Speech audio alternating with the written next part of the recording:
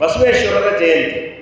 12ನೇ ಶತಮಾನದಲ್ಲಿ ಸಮಾಜದ ನಿರ್ಮಾಣಕ್ಕಾಗಿ ಎಲ್ಲ ಶೋಷಿತ ವರ್ಗದವರನ್ನು ಸಮಾಜದ ಮುನ್ನೆಲೆಗೆ ತರಬೇಕು ಅನ್ನೋ ಒಂದು ಸದುದ್ದೇಶದಿಂದ ಏನು ಇವತ್ತು ನಮ್ಮ ಕರ್ನಾಟಕ ಸರ್ಕಾರ, ನಮ್ಮ ಮುಖ್ಯಮಂತ್ರಿ ಸಿದ್ದರಾಮಯ್ಯನವರು ಕರ್ನಾಟಕ ರಾಜ್ಯದ ಸಾಂಸ್ಕೃತಿಕ ನಾಯಕ ಅಂತೇಳಿ ಹೇಳಿದರು.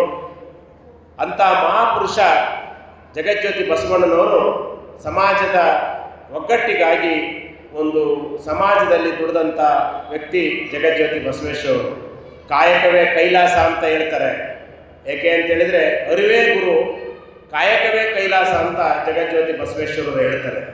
ಅವರು ಹೇಳುವಂಥ ಒಂದೊಂದು ಏನು ವಚನ ಸಾಹಿತ್ಯದಲ್ಲಿ ಅವರು ಅಚ್ಚ ಕನ್ನಡದಲ್ಲಿ ಬರೆದಿರ್ತಕ್ಕಂಥ ವಚನಗಳು, ಏನು 12ನೇ ಶತಮಾನದಲ್ಲಿ ಬರೆದಿರ್ತಕ್ಕಂಥ ವಚನಗಳು ಅಂದಿಗೂ ಪ್ರಸ್ತುತ, ಇಂದಿಗೂ ಪ್ರಸ್ತುತ, ಈ ಪ್ರಪಂಚ ಎಲ್ಲಿವರೆಗೂ ಇರ್ತದೋ ಅಲ್ಲಿವರೆಗೂ ಅವರ ವಚನಗಳು ಪ್ರಸ್ತುತ ಅನ್ನೋ ಒಂದು ಮಾತನ್ನು ಈ ಸಂದರ್ಭದಲ್ಲಿ ಹೇಳ್ತಾ, ಏನು ಮಹಾಪುರುಷರಾಗಿರ್ತಕ್ಕಂಥ ರೇಣುಕಾಚಾರ್ಯರ ಮತ್ತು ಜಗಜ್ಯೋತಿ ಬಸವೇಶ್ವರರ ಜಯಂತಿಯಲ್ಲಿ ಭಾಗವಹಿಸಿರ್ತಕ್ಕಂಥ ನಾವುಗಳು ಅವರ ವಿಚಾರಧಾರೆಗಳನ್ನು ನಮ್ಮ ಮುಂದಿನ ಯುವ ಪೀಳಿಗೆಗೆ ತೆಗೆದುಕೊಂಡು ಹೋಗುವಂಥ ಒಂದು ಭಾಳ ದೊಡ್ಡ ಜವಾಬ್ದಾರಿ ನಮ್ಮ ಮೇಲಿದೆ ಅಂತ ಈ ಸಂದರ್ಭದಲ್ಲಿ ಹೇಳ್ತಾ, ಇವತ್ತಿನ ಈ ಕಾರ್ಯಕ್ರಮದಲ್ಲಿ ಭಾಗವಹಿಸಿ ಜಗದ್ಗುರುಗಳವರ ಆಶೀರ್ವಾದವನ್ನು ಪಡೆಯೋದಕ್ಕೆ ಅವಕಾಶ ಮಾಡಿಕೊಟ್ಟಂಥ ಟ್ರಸ್ಟ್ನ ಎಲ್ಲ ಗೌರವಾನ್ವಿತ ಅಧ್ಯಕ್ಷರು, ಉಪಾಧ್ಯಕ್ಷರು, ಸದಸ್ಯರು, ಇಲ್ಲಿ ಬಂದಿರತಕ್ಕಂಥ ಎಲ್ಲ ನನ್ನ ಸಹೋದರ ಸಹೋದರರಿಗೆ ಧನ್ಯವಾದಗಳನ್ನು ಅರ್ಪಿಸ್ತಾ, ಬಾಳೆಹೊನ್ನೂರು ರಂಭಾಪುರಿ ಪೀಠ ಕೇವಲ 45 ಕಿಲೋಮೀಟರ್ ನಮ್ಮ ಚಿಕ್ಕಮಗಳೂರು ಕ್ಷೇತ್ರದಿಂದ ದೂರದಲ್ಲಿದ್ದು, ಅಲ್ಲಿ ಪರಮ ಪೂಜ್ಯರಾಗಿರ್ತಕ್ಕಂಥ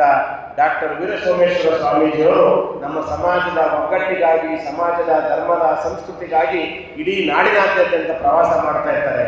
ಅದರಲ್ಲೂ ಅಲ್ಲಿ ಪೀಠದಲ್ಲಿ ನಮ್ಮ ಏನು ಜಗದ್ಗುರು ರೇಣುಕಾಚಾರ್ಯರ ಒಂದು ಭವ್ಯವಾದ ಶಿಲೆಯನ್ನು ಇವತ್ತು ಕೆತ್ತಿಸ್ತಾ ಇದ್ದಾರೆ. ಅದಕ್ಕೆ ನಮ್ಮ ಜಿಲ್ಲೆ ಮತ್ತು ಎಲ್ಲ ಕಡೆಯಿಂದ ಎಲ್ಲರೂ ತನು ಮನ ಧನವನ್ನು ಅರ್ಪಿಸಿ ಆ ಒಂದು ಬೃಹತ್ ಮೂರ್ತಿಯನ್ನು ನಿರ್ಮಾಣ ಮಾಡೋದಕ್ಕೆ ಅವರ ನೇತೃತ್ವದಲ್ಲಿ ನಡೀತಾ ಇದೆ.